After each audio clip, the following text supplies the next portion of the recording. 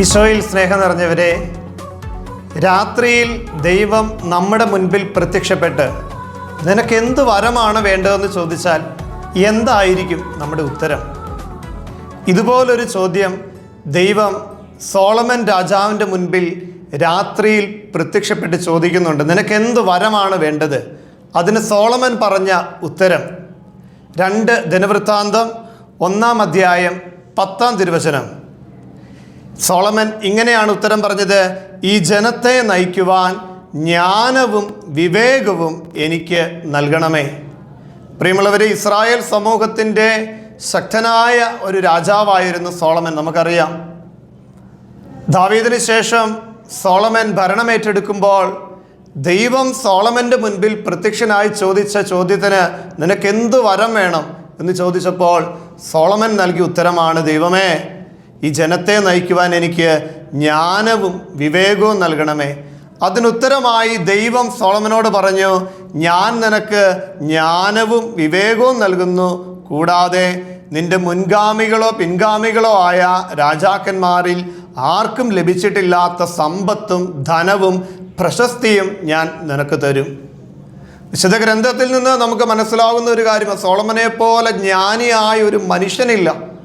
പ്രിയമുള്ളവരെ, ദൈവത്തിൻ്റെ സാന്നിധ്യം പരിശുദ്ധാത്മാവിൻ്റെ കൃപയിലൂടെ നമുക്ക് പകർന്നു നൽകുന്നതാണ് ഈ ജ്ഞാനവും വിവേകവും. അപ്പോൾ പരിശുദ്ധാത്മാവിൻ്റെ അഭിഷേകം നമ്മളിൽ ഉണ്ടാകുമ്പോൾ നമുക്ക് ലഭിക്കുന്ന കൃപയാണിത്.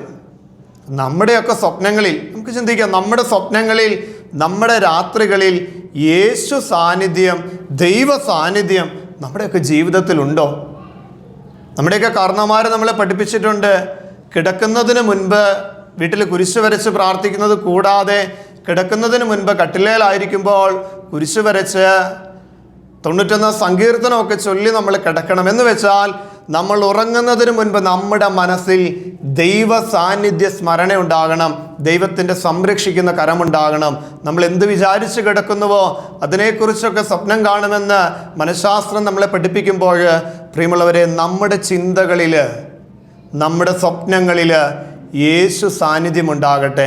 ആ യേശു സാന്നിധ്യം പരിശുദ്ധാത്മാവിൻ്റെ കൃപകളാൽ, ജ്ഞാനത്താൽ, വിവേകത്താൽ നമ്മളെ ഓരോരുത്തരെയും അനുഗ്രഹിക്കുമ്പോൾ, പ്രിയമുള്ളവരെ, നമ്മുടെ അനുദിന ജീവിതത്തിൽ ഏറ്റവും കൃപയാർന്ന ജീവിതം നയിക്കുവാൻ ഈശോ നമ്മളെ ഓരോരുത്തരെയും ശക്തിപ്പെടുത്തും, അനുഗ്രഹിക്കും. സോളമൻ പ്രാർത്ഥിച്ചതുപോലെ, യാചിച്ചതുപോലെ നമുക്കും ദൈവത്തിൻ്റെ സന്നിധിയിൽ പ്രാർത്ഥിക്കാം.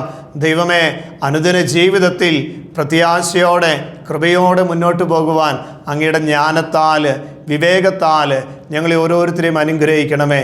ഞങ്ങളുടെ ഇന്നിൻ്റെ എല്ലാ പ്രാർത്ഥനകളെ, ഞങ്ങളുടെ ശുശ്രൂഷകളെ, ഞങ്ങളുടെ ജീവിത ഉദ്യമ മേഖലകളെ സമർപ്പിക്കുന്നു. കർത്താവായ ദൈവമേ, നീ നയിക്കണമേ. പരിശുദ്ധാത്മാവിൻ്റെ അഭിഷേകത്താൽ നിറയ്ക്കണമേ. വചനം പഠിക്കുവാനും, വചനം വായിക്കുവാനും, വചനത്തോട് ചേർന്ന് നിൽക്കുവാനുമുള്ള കൃപ നൽകി ഞങ്ങളെല്ലാവരെയും അനുഗ്രഹിക്കണമേ. ദിവ്യകാരുണ്യനാഥ, ഞങ്ങളെ ആശീർവദിക്കണമേ. പരിശുദ്ധ പരമദിവ്യകാരുണ്യത്തിന് ആരാധനയും സ്തുതിയും പുകഴ്ചയും ഉണ്ടായിരിക്കട്ടെ.